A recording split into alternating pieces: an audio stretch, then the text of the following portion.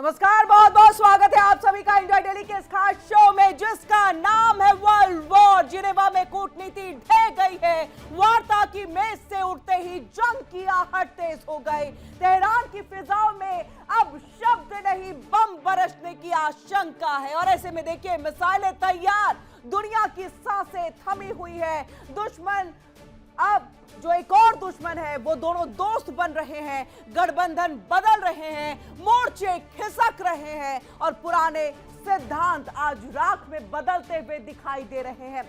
दूसरी तरफ बर्फ से जमी सर्द रात में रूस कयामत ढाने पर आमादा है, जहां ठंड सिर्फ मौसम नहीं सिस्टम और रणनीति दोनों को जमा रही है। ये सिर्फ खबर नहीं, ये वो मोड़ है जहां से इतिहास करवट ले रहा है। वर्ल्ड वॉर में आज दुनिया के इसी जियोपॉलिटिक्स पर खास नजर डालेंगे और आइए सबसे पहले आपको बताते हैं 4 बड़ी खबरें जिस पर हम विस्तार से जो है आपको जानकारी देंगे। सबसे पहले जिनेवा वार्ता विफल, जिस पर पूरी दुनिया की नजर थी वो वार्ता विफल हो गई है। अब आप समझिए, जो बार बार डोनाल्ड ट्रंप कह रहे थे कि अगर वार्ता में कोई बात नहीं बन पाती है तो सैन्य कार्रवाई तय, जंग तय, ईरान की तरफ से भी पलटवार। अगर एक हमला अमेरिका ने किया तो यह उसकी सबसे बड़ी गलती होगी। और देखिए कि जिनेवा वार्ता जिससे पूरी दुनिया को खास उम्मीद थी कि संभवतः कुछ चीजें निकल जाएंगी, लेकिन ऐसा हुआ नहीं। और ऐसे में क्या जंग की तैयारी है, विस्तार से जानकारी आपको देंगे।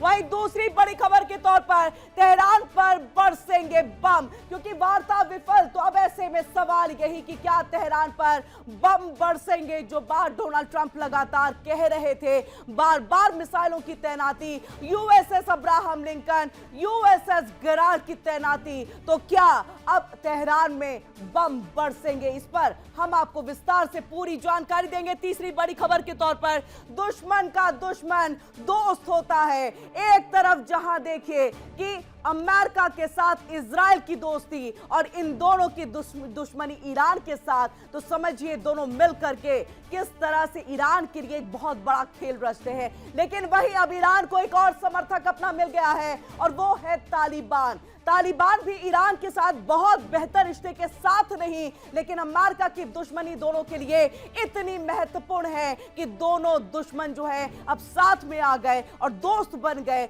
अमेरिका के अगेंस्ट में। इस पर भी हम आपको पूरी विस्तार से जो है वो जानकारी देंगे। और वहीं चौथी बड़ी खबर के तौर पर हम बात उस युद्ध की करेंगे जो 5वें साल में प्रवेश करने जा रहा है और किस तरह से रशिया लगातार यूक्रेन के ऊपर में बार बार ड्रोन के जरिए हमले कर रहा है।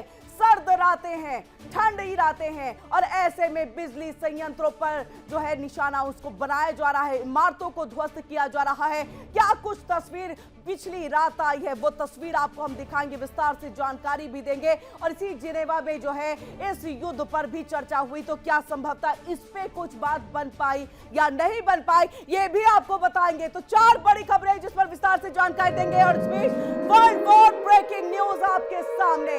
ईरान अमेरिका में नहीं बन रही है बात, ट्रंप की हर शर्त ईरान को नामंजूर, युद्ध ही एकमात्र अब रास्ता यहां पर बच रहा है। और ऐसे में देखिए ईरान पर चक्रव्यूह एक जो है हमले का वो तैयार अमेरिका कर चुका है। जिस तरह से लगातार हम आपको जानकारी से पहले भी दे चुके हैं, यूएसएस अब्राहम लिंकन की तैनाती, दूसरी तरफ यूएसएस गेराल्ड की तैनाती, मिसाइलों की तैनाती, बैलिस्टिक मिसाइल तैनात कर दिए गए और कई ऐसे देश जिसके एयरबेस का इस्तेमाल जो है वो अमेरिका करेगा इसी युद्ध को अंजाम देने के लिए। तो ऐसे में समझिए ये पूरा चक्रव्यूह जो है वो यहां पर अमेरिका की तरफ से रच दिया गया है। सिर्फ इंतजार हो रहा था उस मीटिंग का, इस मीटिंग का जिस पर देखिए सबकी निगाहें थी। अमेरिका खास तौर से निगाह जो है अपनी बना करके रखे हुआ था कि इस मीटिंग से अगर कोई बातचीत बन जाएगी तो संभवतः ये युद्ध जो है वो टल जाएगा। लेकिन ऐसा हुआ नहीं,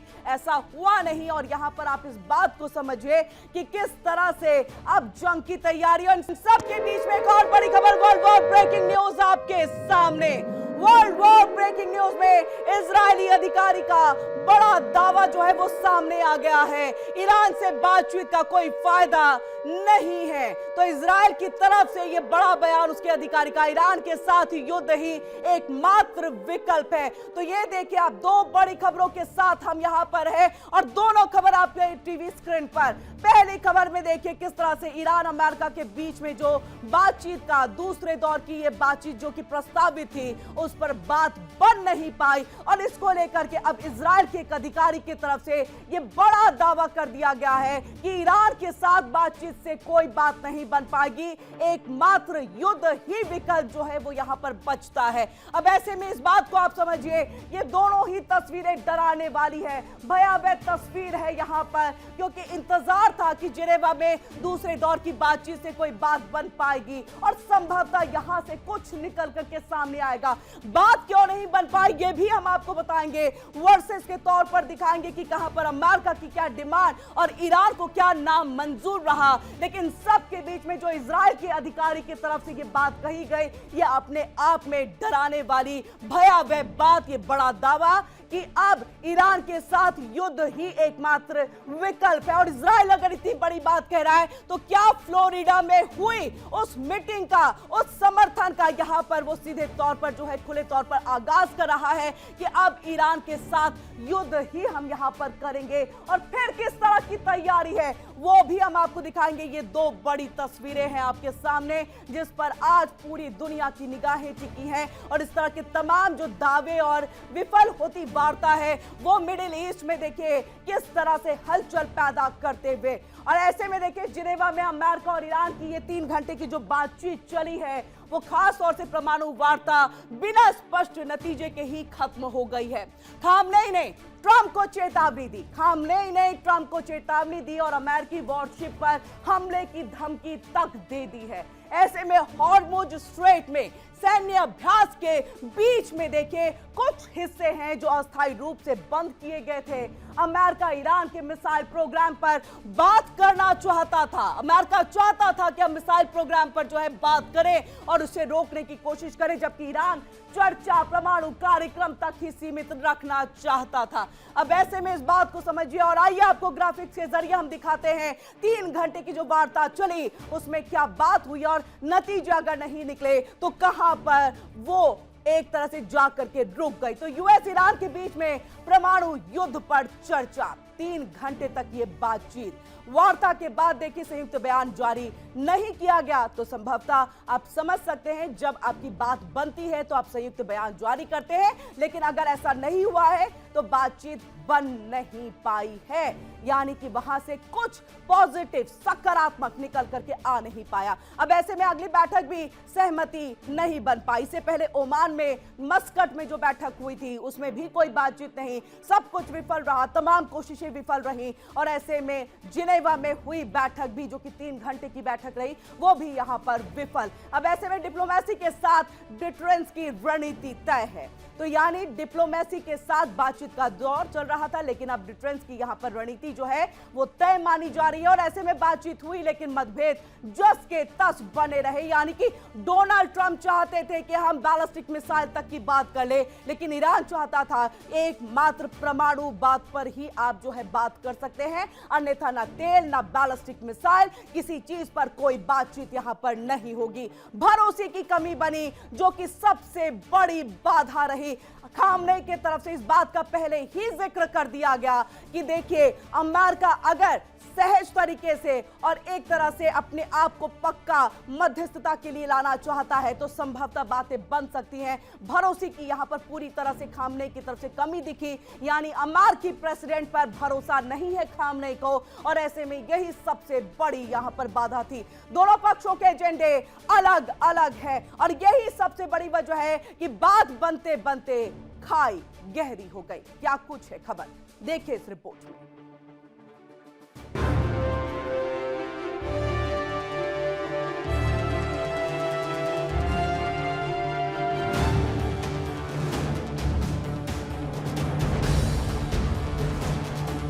जिनेवा वार्ता बेनतीजा।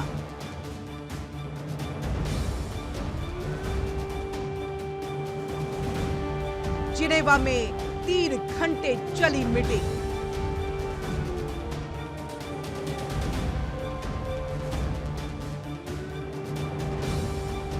युद्ध के कगार पर मिडिल ईस्ट।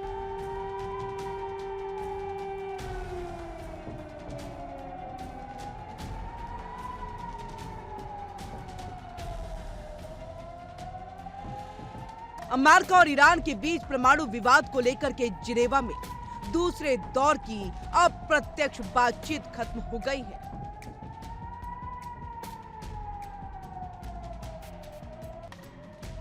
बातचीत 3 घंटे चली और ये बातचीत बेनतीजा रही।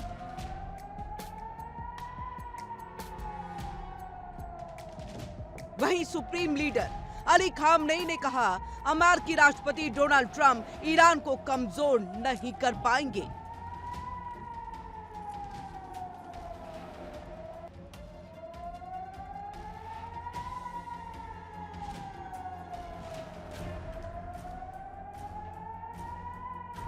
उन्होंने मिडिल ईस्ट में तैनात अमेरिकी वॉरशिप पर हमले की धमकी तक दे डाली।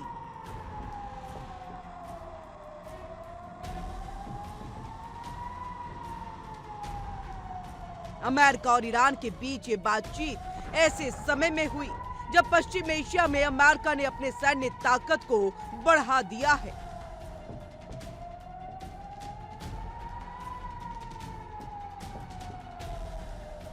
ट्रंप ने कहा, ईरान में सत्ता परिवर्तन सबसे अच्छा विकल्प हो सकता है।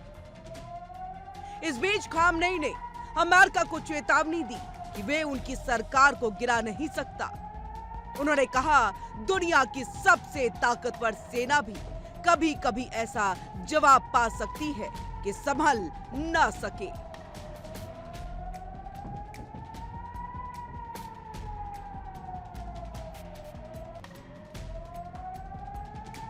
फिलहाल ये साफ नहीं कि बातचीत में बात क्या हुई।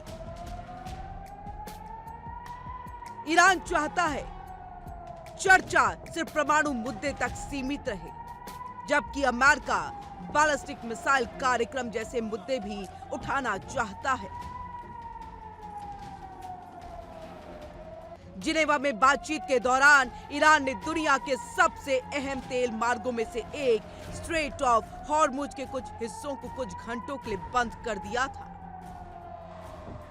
ईरान की रेवोल्यूशनरी गार्ड्स IRGC के मुताबिक ये कदम एहतियातन उठाया गया क्योंकि गार्ड्स वहां मिलिट्री एक्सरसाइज कर रहे थे।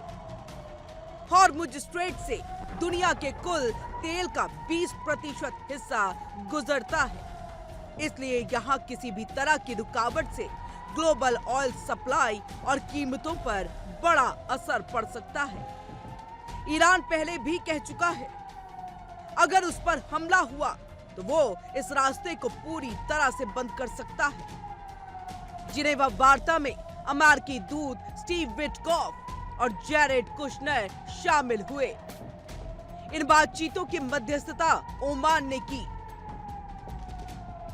ईरान की ओर से विदेश मंत्री अब्बास अरागची शामिल हुए। ट्रंप इस वार्ता में अप्रत्यक्ष रूप से शामिल हुए। उन्होंने ये भी कहा, अगर पहले समझौता हो जाता तो अमेरिका को B-2 बॉम्बर भेजकर ईरान के परमाणु ठिकाने को निशाना नहीं बनाना पड़ता। जून 2025 में अमेरिका और इजराइल ने ऐसी ही बातचीत के बीच ईरान पर हमले किए थे। ऐसे में सवाल उठता है कि क्या बातचीत का रास्ता बंद हो चुका है और मिडिल ईस्ट में युद्ध का बिगुल बजने वाला है। Bureau report, India daily.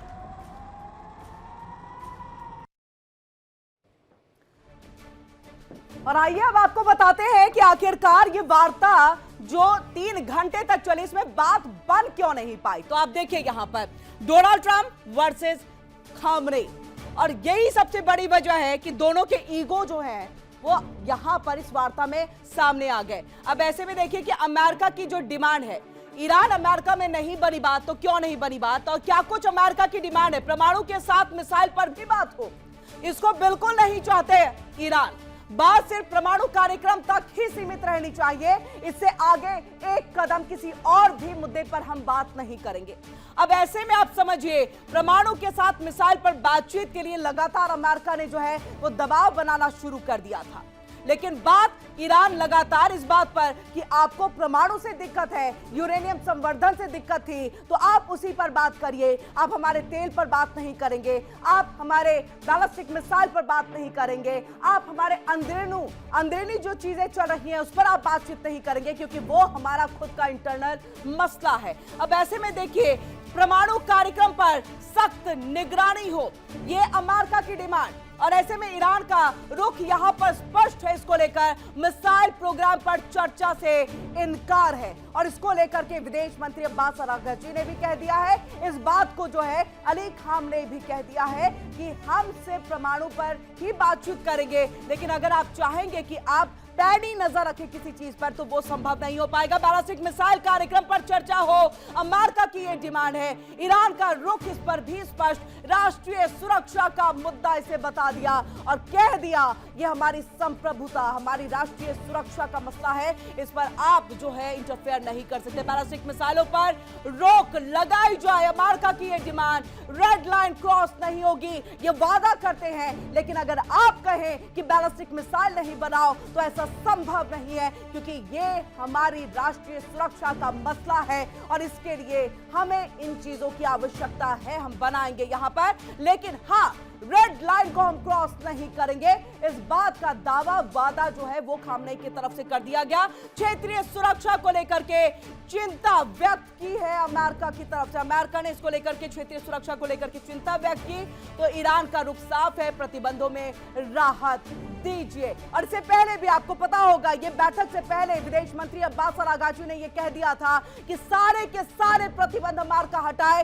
तभी ये बातचीत जो है वो सफल हो पाएगी, लेकिन ऐसा हो ना सका। और ऐसे में सिर्फ न्यूक्लियर डील काफी नहीं है, बल्कि आगे भी बैलिस्टिक मिसाइलों को लेकर क्षेत्रीय अस्थिरता को लेकर के बातचीत आपके साथ होनी चाहिए, लेकिन क्षेत्रीय नीतियों पर ईरान ने अपना रुख स्पष्ट कर दिया है, आपका इंटरफेरेंस नहीं चलेगा यहां पर। और ये क्षेत्रीय नीतियां हैं जिस पर आप जो सवाल खड़े कर रहे हैं, ये हम जो है मिलकर के मुद्दे को सुलझाएंगे, लेकिन अमेरिका जो है पीछे हटने को तैयार नहीं है। अब ऐसे में परमाणु कार्यक्रम पर सख्त निगरानी का जिक्र जो है वो किया गया अमेरिका की तरफ से, यानी जो शर्तें मेज पर रखी गई उसमें ईरान को काफी दिक्कतें पेश आई, और राष्ट्रीय सुरक्षा के लिए मिसाइलें आवश्यक, जरूरी, और सारे देश अगर बना रहे हैं तो ईरान पर यह पाबंदी क्यों? ये सबसे बड़ा सवाल जो है ईरान की तरफ से ईरान प्रमुख अली खामनेई ने पूछा है। विदेश मंत्री ने भी कह दिया, प्रतिबंध भी लगाते हैं, मिसाइल भी नहीं बनने देंगे, तो संभवतः हम अपने देश की सुरक्षा कैसे करेंगे? अब ऐसे में देखिए कि किस तरह से ये बात जो है यहां पर नहीं पाई। इस बीच में बड़ी खबर आ रही है, बड़ी खबर, वर्ल्ड वॉर ब्रेकिंग न्यूज आपके सामने। अमेरिका ने पश्चिम एशिया में लड़ाकू विमान भेजे हैं। ये वर्ल्ड वॉर ब्रेकिंग न्यूज आपके सामने हम रख रहे हैं। 24 घंटे में भेजे 50 से ज्यादा लड़ाकू विमान। आप समझिए ये कितना भयावह है। पश्चिम एशिया में ये लड़ाकू विमानों को भेजा गया, F-22, F-35 को भेजा गया है। ईरान के खिलाफ कर सकता है सैन्य कार्रवाई अमेरिका, और अमेरिका लगातार इस बात का जिक्र कर रहा था। हम महज इंतजार यहां पर कर रहे हैं कि वार्ता हो, वार्ता में अगर कोई बात, कोई डील नहीं हो पाई तो हम जो है युद्ध करेंगे। सैन्य तैनाती हमारी हो गई है, और ऐसे में देखिए 24 घंटे में 50 से ज्यादा यहां पर लड़ाकू विमान जो है वो भेजे गए हैं। F-22, F-35 को तैनात कर दिया गया है, और ईरान के खिलाफ सख्त एक तरह से सैन्य कार्रवाई अमेरिका जो है वो यहां पर करेगा। अब ये बहुत बड़ी खबर है, पूरे मिडिल ईस्ट की नजर इस पर, और क्योंकि ईरान भी पीछे हटने को तैयार नहीं, तो समझिए इस बात को आप कि अगर ईरान की तरफ से भी युद्ध की पूरी तैयारी और शुरुआत हो जाती है। और इन सब के बीच एक और बड़ी खबर आ रही है, बड़ी खबर, वर्ल्ड वॉर ब्रेकिंग न्यूज आपके सामने। World war breaking news, Middle East में सैन्य तैनाती पर अमेरिका को धमकी। अभी जिस बात का देखिए हम जिक्र कर ही रहे थे यहां पर, किस तरह से खामनेई ने अमेरिका को धमकी दे डाली है, सोशल मीडिया पर पोस्ट कर अमेरिका को धमकी दे दी, और देखिए वार्ता नहीं हुई, विफल। तो ऐसे में संभवतः दोनों तरफ से बयानबाजी का ये दौर जो है वो शुरू हो गया। अब आइए आपको दो तस्वीरें आपके सामने, ये दोनों ही बड़ी खबर जो वार्ता विफल होने के बाद हम और आप सब जो है अंदेशा जता रहे थे इसको लेकर के कि यही परिस्थिति जो है बनेगी।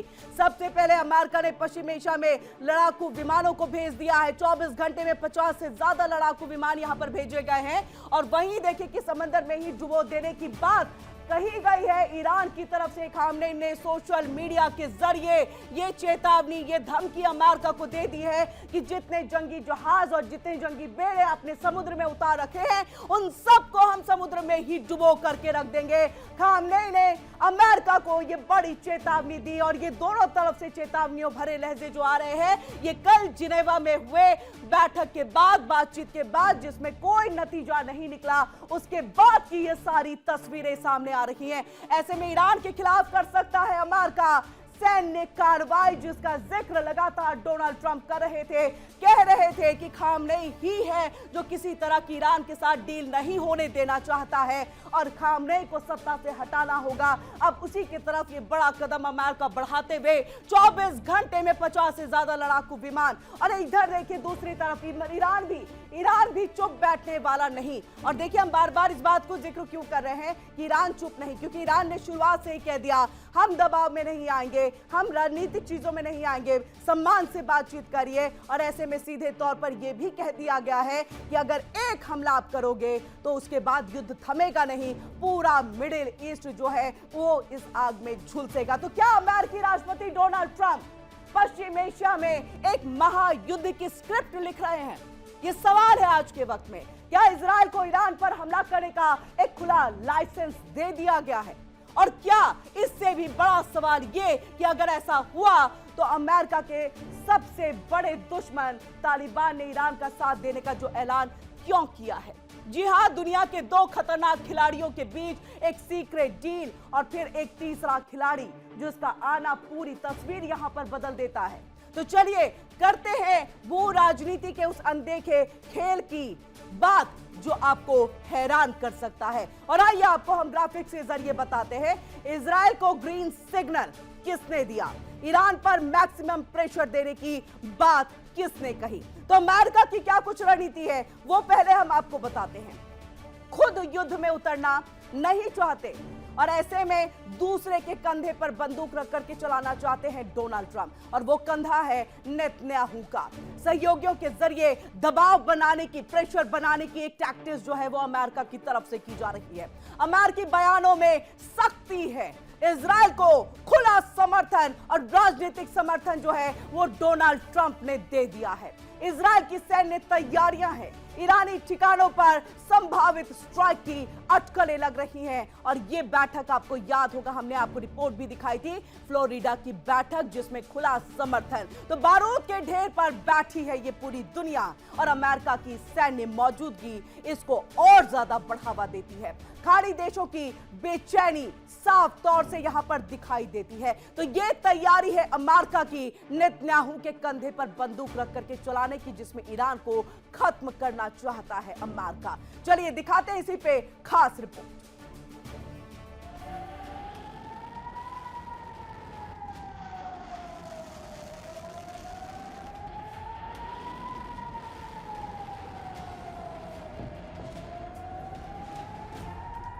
ट्रंप का सीक्रेट वादा, इजराइल की आक्रामकता, ईरान का मिसाइल कार्यक्रम, महायुद्ध का खतरा बढ़ा।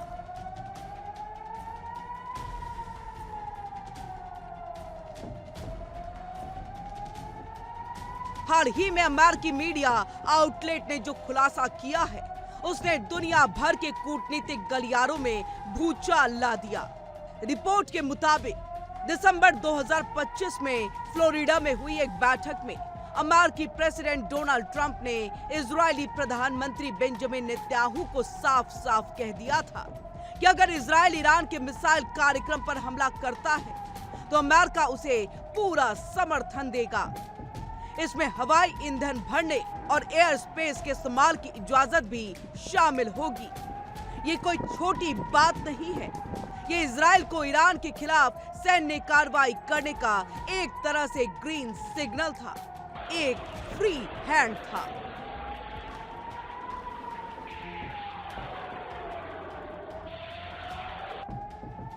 अंतर्राष्ट्रीय मामलों के विशेषज्ञ मानते हैं कि ट्रंप का ये रुख उनकी अमेरिका फर्स्ट नीति का ही विस्तार था, जिसमें वो अपने सहयोगियों को ईरान जैसे क्षेत्रीय विरोधियों के खिलाफ ज्यादा आक्रामक होने के लिए प्रोत्साहित करते हैं। ये माना जाता है कि अमेरिकी विदेश नीति पर इजराइल का प्रभाव काफी गहरा है। ये वादा पश्चिम एशिया में पहले से ही तनावपूर्ण माहौल को आग लगाने जैसा था। इजराइल लंबे समय से ईरान के परमाणु और मिसाइल कार्यक्रमों को अपने राष्ट्रीय सुरक्षा के लिए सबसे बड़ा खतरा मानता रहा है।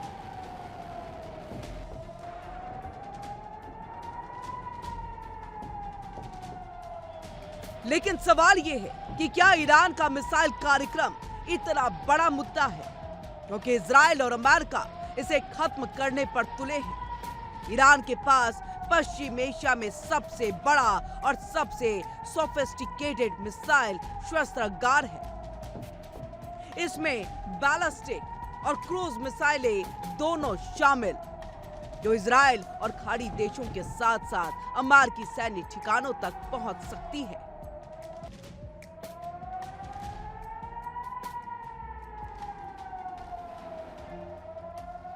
ईरान का यह दावा है कि ये मिसाइलें सिर्फ आत्मरक्षा के लिए हैं, लेकिन पश्चिमी देशों और इजराइल का यह मानना है कि ये मिसाइलें क्षेत्रीय अस्थिरता बढ़ाती हैं और परमाणु हथियार ले जाने में सक्षम हो सकती हैं।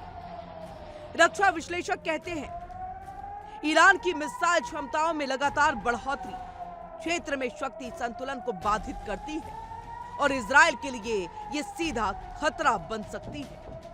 ऐसे में ट्रंप का ये वादा नेतन्याहू के लिए किसी लॉटरी से कम नहीं था, क्योंकि उन्हें ईरान के खिलाफ कार्रवाई के लिए अमेरिकी समर्थन की गारंटी मिल रही थी।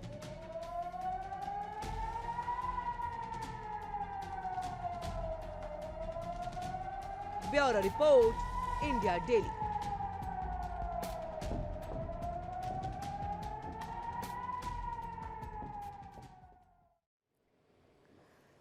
तो देखिए किस तरह से जिनेवा वार्ता बेनतीजा होने के बाद से अमेरिका ईरान के बीच युद्ध का जो तनाव है वो और ज्यादा बढ़ गया है। दोनों बातचीत की टेबल पर पहुंच जरूर गए, लेकिन बातचीत बेनतीजा रही और एक तरफ खामनेई अमेरिका को चेतावनी दे रहा है तो दूसरी तरफ अमेरिकी सेना ईरान को घेर रही है। आइए आपको ग्राफिक्स के जरिए हम दिखाते हैं और बताते हैं और समझाने की कोशिश करते हैं कि इस वक्त अमेरिकी सेना किस किस तरह और किस किस जगह से ईरान को घेरने की कोशिश में है। अब आप यहां पर देख रहे होंगे जो ब्लू कलर में आपको बॉल्स और डॉट नजर आ रहे हैं, ये यहां पर जो अमेरिका का पहले से ही एयरबेस तैनात है, यानी अलग अलग जगहों पर जो है अलग अलग एयरबेसेस जो है वो यहां पर तैनात यहां पर जो है वो किया गया है। अब ये देखिए, ये भी आप देखेंगे एनएसए यहां पर बहरीन जो है यहां पर जो है एक ब्लू में आप देख सकते हैं कि यहां पर जो है पहले से ही एयरबेस की तैनाती। कतर के पास में भी देखिए किस तरह से एयरबेस की तैनाती है। जेबल अली के पास में भी देखिए कि एयरबेस की जो पहले से, यानी ब्लू डॉट जो आप देख पा रहे हैं ये पहले से यहां पर तैनाती है। लेकिन इसी के साथ जितना आप ऑरेंज डॉट देख पा रहे हैं, ये ऑरेंज डॉट जो आप देख रहे हैं ये अस्थायी है और रोटेशनल ठिकाने हैं जिसे अभी फिलहाल में ईरान से निपटने के लिए जो है वो यहां पर लगाया गया है। अब वहां आप देख सकते हैं एरबिल एबी, ये एआई असद एबी जो है, इसी के साथ इराक के पास का ही एरिया आप यहां पर देखिए, आप देख सकते हैं यहां पर ये इराक का एरिया ये पूरा, और यहां पर देखिए किस तरह से अल तनफ गैरिसन जो है वहां पर, फिर मुआफुक अल्ती एबी यहां पर, ये सब ऐसे, यानी ये जॉर्डन का, ये जॉर्डन है और जॉर्डन के पास में देखिए किस तरह से एयरबेस जो है अभी हाल फिलहाल ये एयरबेस तैनात यहां पर किया गया है, बनाया गया है, यहां पर मिसाइलों की तैनाती है। इसके साथ देखिए किंग फैसल एबी यहां पर भी एक तैनाती है। साउथ कैंप के साइड में भी आपको एक तैनाती, ये इजिप्ट का एरिया है लेकिन इजिप्ट से थोड़ी सी दूरी पर जो है इस एयरबेस की तैनाती की गई है। सीरिया जो है देखिए यहां पर भी जो है अपना एयरबेस तैनात किया है अमेरिका ने, और इसी के साथ आप देख सकते हैं ईरान को किस तरह से पूरी तरह से इराक का ये एरिया और ये ईरान का एरिया, और देखिए किस तरह से यहां पर पूरी घेरने की तैयारी है। और यहीं पर आप देख सकते हैं यूएई ने जबकि मना ये कर दिया था कि संभवतः जो है हम अपना एयरबेस नहीं देंगे, लेकिन फिर भी पहले से भी यहां पर एयरबेस मौजूद है अमेरिका का। और इसके साथ देखिए एक अस्थायी तौर पर भी एयरबेस तैयार किया है। तो ये कतर में भी और अन्य जगहों पर, यानी कि ओवरऑल ईरान को चारों तरफ से देखिए घेरने के लिए इराक, सीरिया, जॉर्डन, इधर में यूएई, सऊदी अरब, इन सब का जो है अमेरिका सहारा लेते हुए, तो मिडिल ईस्ट में देखिए अमेरिकी सेना की किस तरह की मौजूदगी है वो हम आपको यहां पर दिखाने की और बताने की जो है वो कोशिश कर रहे हैं। देखिए सऊदी अरबिया का ये पूरा एरिया है जहां पर आप देख सकते हैं कि किस तरह से, इसी के साथ देखिए आपको कम से कम 5 डॉट यहां पर नजर आ रहे होंगे जहां पर सबसे ज्यादा सैनिक की जो तैनाती है वो यहां पर की गई है। ऐसे में ओमान भी देखिए वहां पर भी एक अस्थायी तौर पर जो है अपनी तैनाती कर दी गई है। तो ये ऐसे कई सारी तैनातियां हैं जो यहां पर की गई हैं। ब्लू डॉट स्थायी ठिकाने हैं, अस्थायी और रोटेशनल आपको ऑरेंज डॉट में जो है वो पूरी तरह से दिखाई देंगे। अब ऐसे में आइए आपको हम एक और ग्राफिक्स के माध्यम से जो है तस्वीरें दिखाने और बताने की कोशिश करते हैं कि किस तरह से मिडिल ईस्ट में अमेरिकी सेना की जो मौजूदगी है वो यहां पर है। अब अमेरिका की तैयारी सिर्फ जमीन तक ही नहीं सीमित है, बल्कि ये समंदर में भी तैयारियां जो है वो तेज हो गई हैं। वो भी हम आपको ग्राफिक्स के जरिए जो है वो दिखाने की यहां पर कोशिश करते हैं कि किस तरह से वो तैयारी यहां पर जो है वो की गई है और समंदर में किन किन जगहों पर देखिए युद्धपोत तैनात यहां पर किया गया है। इतना ही नहीं, कुछ युद्धपोत के जो लोकेशंस हैं उसको देखिए गुप्त भी रखा गया है। तो कुछ गुप्त जो लोकेशंस हैं ये पता करने के लिए ईरान ने अपने गुप्तचर जरूर लगाए होंगे और उसको पता करने की इंटरनल एक कोशिशें जरूर की जा रही होंगी। और अब देखिए यहां पर कि किस तरह से यूएसएस द सुलिवंस और यूएसएस थॉमस हंटर जो है वो यहां पर जो है ये समुद्र में तैनात किया गया है। आप देख सकते हैं यहां पर ये विध्वंसक पोत है जो अमेरिका की तरफ से इसकी तैनाती की गई है। अब इसके साथ देखिए विमान वाहक जो पोत है यूएसएस कार्ल विजन, इस स्ट्राइक ग्रुप्स में 4 युद्धपोत जो है वो शामिल हो जाते हैं। तो इस एरिया में जो है इसकी यहां पर तैनाती की गई है। ये गल्फ ऑफ ओमान है और ईरान देखिए आपका यहां पर आता है, तो ऐसे में हमला करना बहुत आसान हो जाएगा। और ऐसे में ईरान जो है देखिए यहां पर सऊदी अरेबिया है, यहां यमन है और उसके बाद आपको इराक भी जो है वो नजर आएगा। इजराइल देखिए इधर से जो है और देखिए आपको हम यहाँ पर बताएं, ये देखिए ये जो रेड आप देख रहे हैं यहाँ पर, ये जो एरिया हमने यहाँ पर रखा है कवर करके रेड में आप देख पा रहे हैं, ये जो है यहाँ पर अब्राहम लिंकन की तैनाती जो है संभवतः है यहीं पर। और यही देखिए किस तरह से ईरान पर अगर अटैक करना हो, ज्यादा यूएसएस अब्राहम लिंकन को जो है मुश्किलें पेश नहीं आएंगी और ऐसे में सीधे अटैक हो सकता है। लेकिन ईरान भी अगर चाहे, जो एआई के जरिए वीडियो बनाया गया था, तो ये भी आसानी से यहाँ पर जो है यूएसएस अब्राहम लिंकन को जो है खत्म कर सकता है। तो समझिए कि वहां पर यूएसएस अब्राहम लिंकन की तैनाती है। इधर में आपको जो है देख सकते हैं विध्वंसक पोत है यूएसएस द सुलिवंस है, यूएसएस थॉमस हंटर है और विमान वाहक पोत जो है यूएसएस कार्ल विजन, इसकी भी तैनाती यहां पर कर दी गई है। यानी न केवल जमीन से, यानी कि सिर्फ सैन्य तैनाती नहीं है यहां पर, न केवल यहां पर जो है आपको सेना की मौजूदगी दिखाई देगी, आपको सिर्फ यहां पर जो है सीधे तौर पर सिर्फ आपको मिसाइलें नजर नहीं आएंगी, बल्कि आपको यहां पर जो है समुद्र से भी हमले की पूरी तैयारी है। जॉर्डन, गेराल्ड, इसके साथ आप देखिए कि यूएसएस अब्राहम लिंकन, इन सब को यहां पर जो है तैनात करके रखा गया है। अब ऐसे में इस बात को चलिए हम आपको बताते हैं कि इस भू राजनीतिक पहेली के जो सबसे अजीब गरीब टुकड़े हैं उसके बारे में। अब कौन है वो? तालिबान।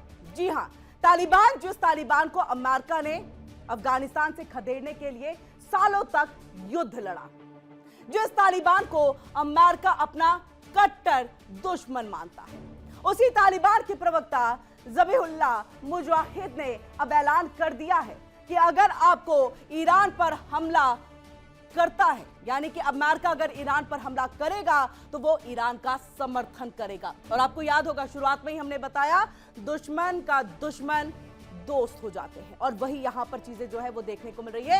ये एक ऐसा बयान है जिसने पूरी दुनिया को चौंका करके रख दिया है। क्यों चौंकाया है, आइए ग्राफिक्स के जरिए आपको दिखाते हैं। तीसरे खिलाड़ी की अब इसमें जो है वो एंट्री हो चुकी है। अब तक आप देख पा रहे थे डोनाल्ड ट्रंप के साथ नेतन्याहू की तस्वीर थी, अब ऐसे में आप यहां पर ये देखिए कि किस तरह से खामनेई के साथ में आपको तालिबान जो है वो दिखाई दे रहा है। अब आप सोच रहे होंगे कि ईरान के साथ तालिबान की कब से बनने लगी, लेकिन आप समझ सकते हैं कि दुश्मनी इनमें ज्यादा नहीं, दुश्मनी इनके साथ ज्यादा है और यही वजह है कि ये दोनों जो है एक साथ आ गए। अब ऐसे में मुश्किलें अमेरिका की बढ़ गई हैं। ईरान के साथ तालिबान का किस तरह से गठबंधन हुआ है वो आपको हम बताते हैं। तालिबान ने ईरान का साथ देने का संकेत दे दिया है। क्षेत्रीय प्रभाव बढ़ाने की जो कोशिश है वो यहां पर जो है वो की जा रही है। और इसमें कोई दो राय नहीं कि तालिबान कहीं और जा सकता है, बल्कि वो महज और सिर्फ ईरान के साथ ही यहां पर रहेगा। अब वैचारिक नहीं, एक रणनीतिक फैसला जो है वो यहां पर लिया गया है। यानी कि समझिए ये रणनीतिक तौर पर एक तरह से जीत है ईरान की। अमेरिका तालिबान की बहुत पुरानी दुश्मनी है और ये दुश्मनी अफगानिस्तान से ही शुरू होती है, जहां पर पहले तो तालिबान को खदेड़ा गया, लेकिन उसके बाद तालिबान ने अमेरिका को अफगानिस्तान से खदेड़ करके वहां पर अपनी सरकार जो है वो बना ली है। ये दुश्मनी उससे भी पहले से जो है वो चली आ रही है। तालिबान और ईरान अस्थायी गठजोड़ है, यानी हम जो कह रहे हैं ये भी बहुत अच्छे दोस्त नहीं हैं, लेकिन आप समझिए जिसका परसेंटेज ज्यादा है दुश्मनी का, उसको छोड़ करके कम परसेंटेज वाले दुश्मन के साथ जो है वो दोस्ती बढ़ा गए हैं। यानी ईरान और तालिबान जो है वो एक साथ सामने आ गया। तालिबान मौके की तलाश में था ही कि हम अमेरिका से बदला किस तरह से लेंगे, और सबसे बड़ा मौका यही जब ईरान और अमेरिका के बीच में यहां पर तल्ख लहजे दिखाई दे रहे हैं, युद्ध के आसार दिखाई दे रहे हैं।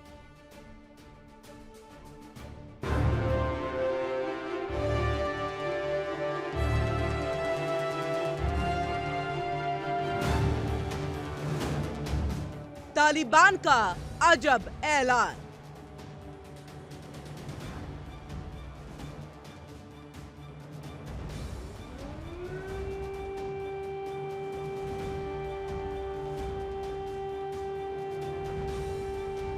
ईरान के साथ गठबंधन।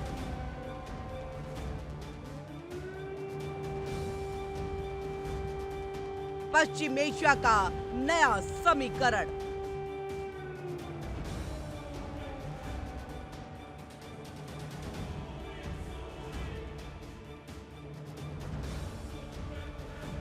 तालिबान एक सुन्नी इस्लामी चरमपंथी समूह है, जबकि ईरान एक शिया बहुल देश। धार्मिक और ऐतिहासिक रूप से इनके रिश्ते बहुत सहज नहीं रहे।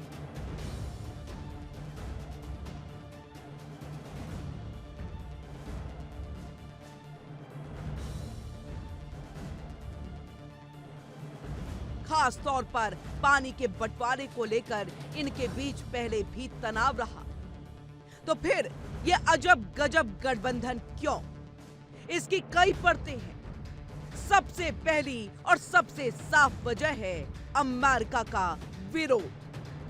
तालिबान और ईरान दोनों ही अमेरिका को अपना साझा दुश्मन मानते हैं। मुजाहिद ने भी ये साफ किया कि तालिबान युद्ध का समर्थन नहीं करता, लेकिन अफगानिस्तान के लोग ईरान के प्रति सहानुभूति रखेंगे और मदद करेंगे।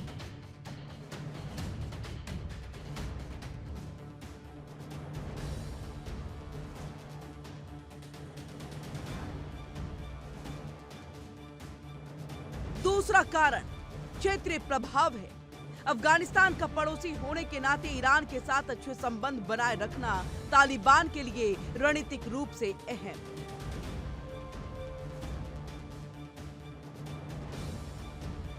मिडिल ईस्ट मामलों के जानकार कहते हैं तालिबान के लिए यह मौका है कि वो खुद को अमेरिका के खिलाफ मुस्लिम उस्मा के रक्षक के तौर पर पेश करे और साथ ही क्षेत्रीय कूटनीति में अपनी स्थिति मजबूत करे।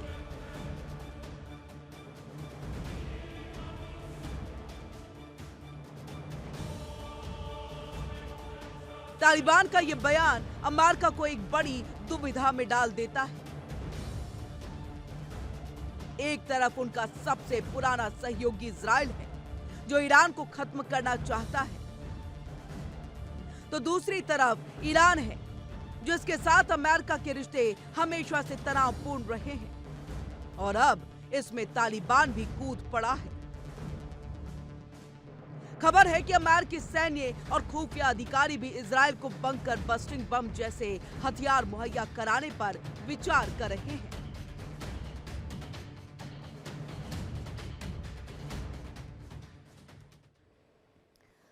तो देखिए किस तरह से अरब सागर से लेकर के फारस की खाड़ी और मिडिल ईस्ट के अलग अलग देशों में अमेरिका की ये सैन्य तैयारियां हैं, और ये इस बात की तरफ इशारा कर रही हैं कि अमेरिकी राष्ट्रपति डोनाल्ड ट्रंप किसी भी वक्त ईरान पर हमले का आदेश दे सकते हैं।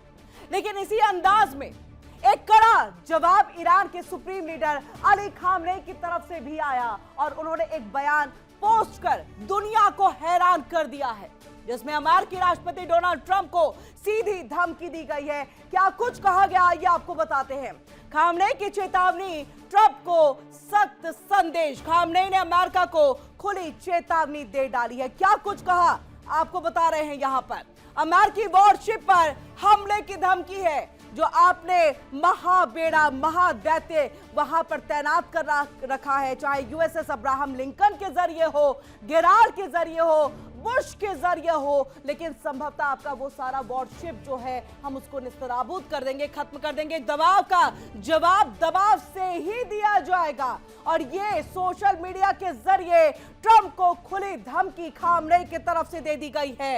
हॉर्मुज़ जल डमरू मध्य में सैन्य हलचल तेज है और आप समझिए कुछ वक्त के लिए इस रास्ते को बंद कर दिया गया, क्योंकि वहां पर जो है वो कुछ तैयारियां चल रही हैं, कुछ वहां पर अभ्यास जो है वो किए जा रहे हैं। अस्थायी रूप से कुछ हिस्से अभी बंद है, जिसका जिक्र अभी हम कर ही रहे थे यहां पर, क्योंकि यहां पर अभ्यास जारी है। ईरान का बड़े पैमाने पर यह सैन्य अभ्यास और ये इसी जल डमरू मध्य के पास में हो रहा है। और आप समझिए अगर ये रास्ता बंद हो जाएगा तो पूरी दुनिया में हलचल, और कहीं ना कहीं इन सब का जिम्मेदार कोई होगा तो अमेरिका और अमेरिका के प्रेसिडेंट डोनाल्ड ट्रंप होंगे। वैश्विक तेल सप्लाई रूट पर असर इसका पड़ जाएगा और इसी के साथ ये एक सख्त चेतावनी अली खामनेई की तरफ से अंतरराष्ट्रीय शिपिंग अलर्ट पर। आप समझिए कि शिपिंग अलर्ट पर है यहां पर इंटरनेशनल जितने भी हैं, क्योंकि ये चेतावनी दी गई और कुछ हिस्से जब यहां पर बंद रखे गए हैं तो समझिए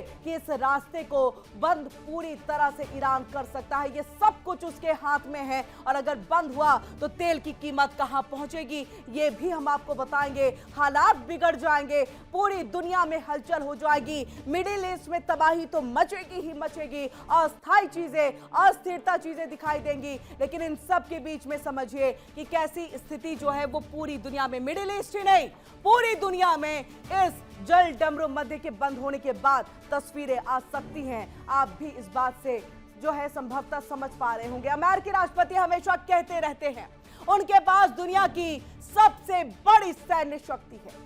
दुनिया की सबसे बड़ी सैन्य शक्ति को भी कभी कभी इतना जोरदार झटका लग सकता है कि वो फिर से उठ खड़ी ना हो सके। इस बीच एक और बड़ी रिपोर्ट ये सामने आई कि अमेरिका के साथ परमाणु वार्ता शुरू होने के बीच में ईरान ने हॉर्मुज़ जल डमरू मध्य के कुछ हिस्से को बंद कर दिया, वहां पर अभ्यास जारी है। तो आइए आपको बताते हैं कि जल डमरू मध्य के बंद होने से यानी कि क्यों अहम है हॉर्मुज़ स्ट्रेट और दुनिया पर इसका असर क्या पड़ेगा। तो देख लीजिए लड़ाई इन दोनों की, लेकिन पूरी दुनिया इसमें जो है घिर जाएगी, पूरी दुनिया में हलचल। 20% तेल की आवाजाही पर असर पड़ेगा। 20% आप समझिए अपने आप में एक बड़ा प्रतिशत। एशिया, यूरोप, अमेरिका के लिए क्रिटिकल हो जाएगा सब कुछ और दुनिया के लगभग 20% कच्चे तेल की सप्लाई यहां पर बाधित, बंद होने की संभावना, उस पर असर। रोजाना 2 करोड़ बैरल से ज्यादा तेल की सप्लाई इस जल डमरू मध्य के जरिए यानी कि हॉर्मुज़ स्ट्रेट के जरिए होती है। ऐसे में इस पर इसका सीधा सीधा जो असर है वो पड़ेगा और तनाव बढ़ा तो तेल की कीमतों पर असर। और आप समझिए असर ऐसा कि सीधे आसमान को छूते हुए यहां पर पूरी दुनिया में अर्थव्यवस्था उसकी हिल सकती है और इसका महज अगर कोई कारण होगा वजह तो वो डोनाल्ड ट्रंप ही होंगे। और ऐसे में देखिए पूरी खाड़ी में तनाव जो है इसको लेकर के और ज्यादा बढ़ गया है। सवाल ये उठने लगे कि क्या अमेरिका और ईरान के बीच युद्ध की संभावना बढ़ गई है। क्या अमेरिका अपना बाहुबल दिखाने की कोशिश में है और ईरान करारा जवाब देने को तैयार बैठा है। देखिए इस रिपोर्ट। और देखिए इसी के साथ आपको ये बताते हैं कि अगर इजराइल ईरान पर हमला करता है और अमेरिका खुल करके उसका समर्थन कर देता है तो क्या तालिबान अपनी दी गई धमकियों पर अमल करेगा? क्या तालिबान इस टकराव को बहाना बना करके अफगानिस्तान में किसी नए मोर्चे को खोल सकता है? और सबसे बड़ा सवाल यही कि क्या ये टकराव पश्चिम एशिया को एक बड़े क्षेत्रीय युद्ध की तरफ धकेल करके रख देगा? और क्या ये सिर्फ कूटनीतिक दबाव की रणनीति है या फिर वाकई दुनिया एक और बड़े संघर्ष के मुहाने पर खड़ी है?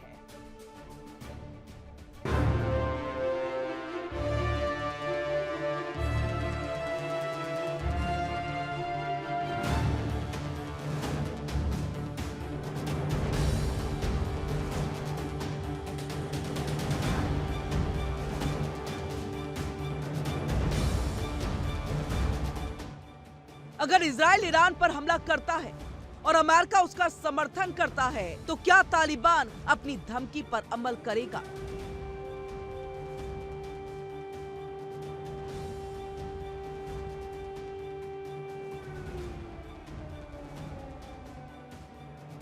क्या इससे अफगानिस्तान में एक नया मोर्चा खुल जाएगा? और क्या इससे पश्चिम एशिया में एक बड़े क्षेत्रीय युद्ध की चिंगारी भड़क सकती है?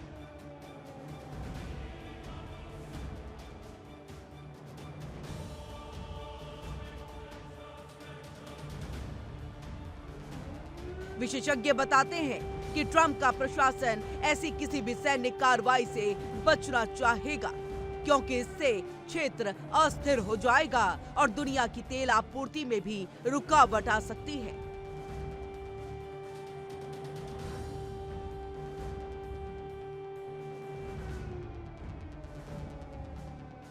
तो क्या ये सब बयानबाजी है या वाकई पश्चिम एशिया एक बड़े सैन्य टकराव की तरफ बढ़ रहा है?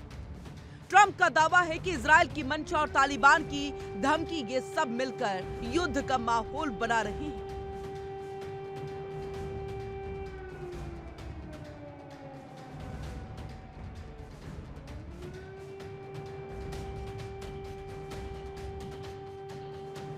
जून 2025 में ईरान और इजराइल के बीच 12 दिनों का एक संघर्ष पहले भी हो चुका है जिसमें ईरान ने जीत का दावा किया था।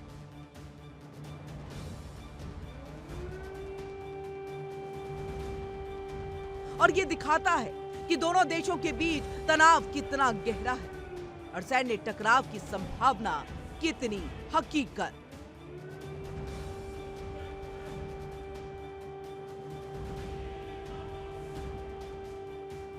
फिलहाल ये बयान डिफेंस रणनीति का हिस्सा है। तालिबान ईरान को ये दिखाना चाहता है कि वह उसके साथ खड़ा है और ईरान भी इससे अपनी क्षेत्रीय स्थिति मजबूत कर रहा है। ईरान के पास अपनी मिसाइलों के अलावा क्षेत्रीय प्रॉक्सी समूह भी है, जैसे लेबनान में हिजबुल्ला और यमन में हूती। अगर ईरान पर हमला होता है तो ये समूह भी इजराइल और उसके सहयोगियों पर हमला कर सकते हैं, जिससे स्थिति नियंत्रण से बाहर हो सकती है। और ये सिर्फ सैन्य खतरा नहीं बल्कि दुनिया की अर्थव्यवस्था के लिए भी एक बहुत बड़ा संकट होगा।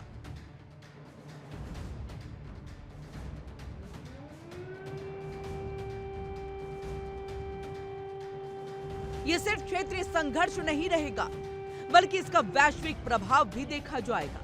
संयुक्त राष्ट्र और बड़ी शक्तियों को इस स्थिति को संभालने के लिए सक्रिय भूमिका निभानी होगी ताकि दुनिया को एक और बड़े युद्ध से बचाया जा सके।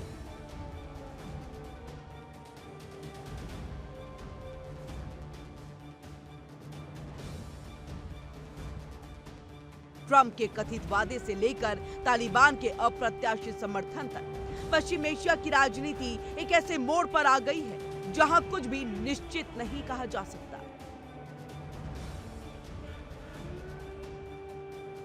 यह परमाणु कार्यक्रम, मिसाइलें और क्षेत्रीय महत्वाकांक्षाएं दुनिया को एक नए और खतरनाक टकराव की तरफ ले जा रही है। Bureau report, India daily. और आइए अब ईरान, इजराइल, अमेरिका, तालिबान की खबरों से आगे निकलते हैं और बड़ी खबर का रुख करते हैं। वर्ल्ड वॉर ब्रेकिंग न्यूज आपके सामने। रूस का यूक्रेन पर जबरदस्त हमला हुआ है और एक बार फिर से 5वें साल में ये युद्ध जो है वो प्रवेश करने जा रहा है। और नए दौर की बातचीत से पहले देखिए ये यहाँ पर हमला और जिस तरह से जानकारी मिली थी कि जिनेवा में जो बैठक होने जा रही है उसमें इस युद्ध पर भी जो है बातचीत होगी, क्या वहां बात नहीं बन पाई या बात नहीं हुई। लेकिन ऐसे में समझिए जब नए दौर की बातचीत यहां शुरू होने जा रही है तो रूस ने एक बार फिर से यूक्रेन पर ड्रोन हमला कर दिया है। पावर इंफ्रा पर यह हमला किया गया है। सर्दियों के मौसम में किस तरह से यूक्रेन में देखिए एक तरह से लोगों को ठिठुरन और लोगों की मुश्किलें बढ़ाने वाली तबाही यहां पर रूस ने मचाई है। तस्वीरें आपके सामने हैं कि किस तरह से रूस ने यूक्रेन के ऊपर में ये जबरदस्त ड्रोन से जो है हमला किया। हालात देखिए किस तरह से यूक्रेन के अब बन गए हैं एक हंसता खेलता यूक्रेन। खूबसूरत वहां से वादियां थी और एक कहे कि खूबसूरती में यूक्रेन का कोई तोड़ नहीं था। ऐसे में वहां अब सिर्फ बर्बादी का मंजर और अब सिर्फ वहां पर लोग बमुश्किल अपने जीवन यापन को चलाने की कोशिश में जुटे हैं। लेकिन ऐसे में रूस लगातार इन्हीं सिविलियंस को निशाना बना रहा है। इनकी इमारतों को यूक्रेन के पावर इंफ्रा पर लगातार हमले कर रहा है और वहां पर बिजली संयंत्रों को वो पूरी तरह से खत्म कर रहा है, नेस्तनाबूद कर रहा है। ऐसे में ये तमाम ऐसी तस्वीरें जो है वो कहीं ना कहीं अब मुश्किलें इस अगर बातचीत में है तो पैदा करते हुए कि क्या वाकई यहाँ पर ये जो संघर्ष एक बार फिर से यहाँ पर तेज हुआ है। पिछले 4 सालों से दोनों देशों के बीच देखिए किस तरह से तनाव वाली जो स्थिति है वो बनी हुई है और ताजा घटनाक्रम में यूक्रेन के ओडिशा शहर को निशाना बनाया गया। मंगलवार रात रूस की ओर से ड्रोन हमले किए गए जो यूक्रेन के ओडिशा के शहर पर कम से कम 3 लोग इसमें घायल हो गए हैं। और यूक्रेन की स्टेट इमरजेंसी सर्विस के अधिकारियों के अनुसार इस हमले में शहर के रिहायशी इलाकों के साथ साथ ऊर्जा से जुड़े बुनियादी ढांचे को भी नुकसान पहुंचा है। और इस बीच ओडिशा में सुरक्षा व्यवस्था और कड़ी कर दी गई है। जबकि देखिए अंतर्राष्ट्रीय समुदाय एक बार फिर से दोनों देशों के बीच बढ़ते तनाव को लेकर के जो है चिंता जता रहा है। और आइए ग्राफिक्स के जरिए आपको रूस यूक्रेन युद्ध को लेकर के पूरी जानकारी देते हैं और बताते हैं कि किस तरह से यूक्रेन के ओडिशा पर ड्रोन हमला हुआ है यहां पर। और ये देखिए आप देख पा रहे होंगे एक तरफ में पुतिन दूसरी तरफ में ज़ेलेंस्की। 4 साल से युद्ध का दौर जारी है। 5वें साल में ये प्रवेश करता हुआ ये एक बार फिर से मंगलवार रात में ओडिशा जो शहर है यूक्रेन का यहां पर ये ड्रोन हमला हुआ है। इन सब के बीच में ओडिशा में नागरिक इलाकों में यानी कि जो रिहायशी इलाके हैं वहां पर नुकसान पहुंचाया गया है। और ये पहली बार नहीं, इससे पहले भी इसी तरह के हमले हुए जिसका वीडियो ज़ेलेंस्की ने खुद जो है वो जारी किया था।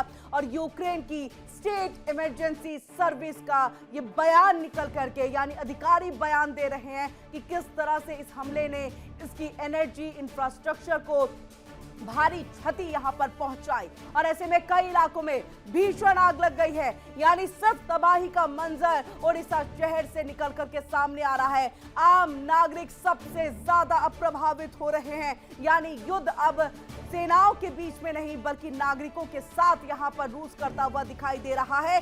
4 साल से जारी रूस यूक्रेन संघर्ष खत्म होगा या नहीं होगा, लेकिन ड्रोन मिसाइलें ये तमाम बातें इस बात की गवाही देते हैं कि ऐसा संभव शायद नहीं हो। क्या कुछ है रिपोर्ट देखिए।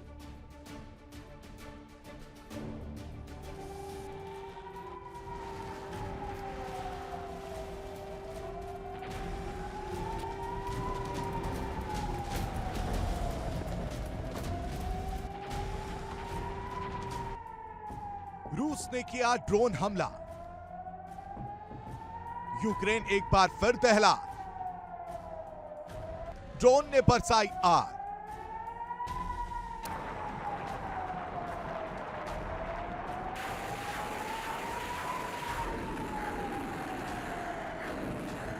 रूस और यूक्रेन के बीच पिछले 4 साल से संघर्ष और तनाव की स्थिति लगातार जारी है। यूक्रेन के ओडेसा शहर में मंगलवार रात रूस की ओर से किए गए ड्रोन हमले में कम से कम 3 लोग घायल हो गए। यूक्रेन की स्टेट इमरजेंसी सर्विस के अधिकारियों ने कहा है कि रूस के इस हमले में शहर के नागरिक और एनर्जी ढांचे को नुकसान पहुंचा है और कई जगहों पर आग भी लग गई है। रूसी ड्रोन हमले के बाद शहर के कई इलाकों में क्षतिग्रस्त हुए इमारतों से धुआं उठता देखा गया, जबकि फायर फाइटर्स ने मौके पर पहुंचकर आग पर काबू पाने के लिए राहत और बचाव अभियान चलाया। बचाव कर्मी स्थानीय लोगों से बातचीत कर उनकी सुरक्षा सुनिश्चित करते नजर आए।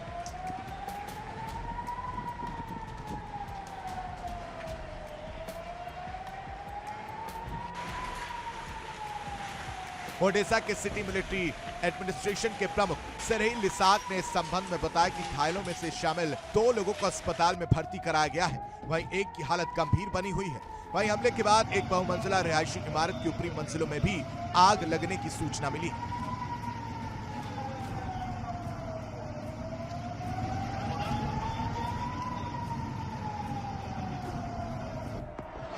यूक्रेन के ओडेसा इलाके में स्टेट इमरजेंसी सर्विस की प्रवक्ता मारियाना मार्टिनेको ने बताया, मंगलवार रात रूस की ओर से एक बार फिर स्ट्राइक ड्रोन से ओडेसा पर हमला किया गया। इस ड्रोन स्ट्राइक में एनर्जी और नागरिक बुनियादी ढांचे को काफी नुकसान पहुंचा और कई जगह आग लग गई।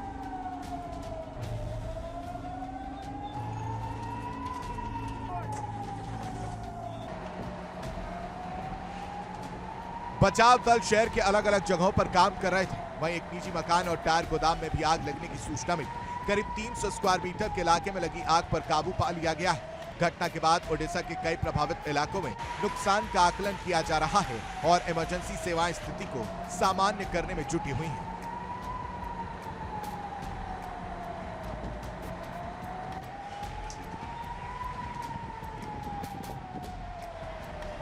Bureau report, India daily.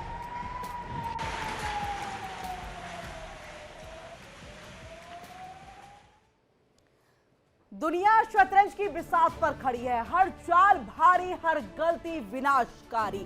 जंग का शोर तेज है, समझौते की आवाज अब दब सी जा रही है। अब सवाल सिर्फ ये नहीं कि अगली मिसाइल कहां से गिरेगी, सवाल ये कि मिसाइल कब गिरेगी। और इसी के साथ हमें इजाजत दीजिए, कल फिर मिलेंगे इसी तरह के और भी खबरों के साथ कि वर्ल्ड में आखिरकार वॉर को लेकर के क्या कुछ चीजें चल रही हैं। लेकिन रुकेंगे फिलहाल यहां पर एक छोटे से ब्रेक के लिए। देखिए इंडिया डेली 24/7 अब आपकी स्मार्ट टीवी पर। इंडिया डेली मौजूद है सभी डिजिटल प्लेटफॉर्म पर लाइव और लगातार। इंडिया डेली 24/7 हर दिन राष्ट्र को समर्पित।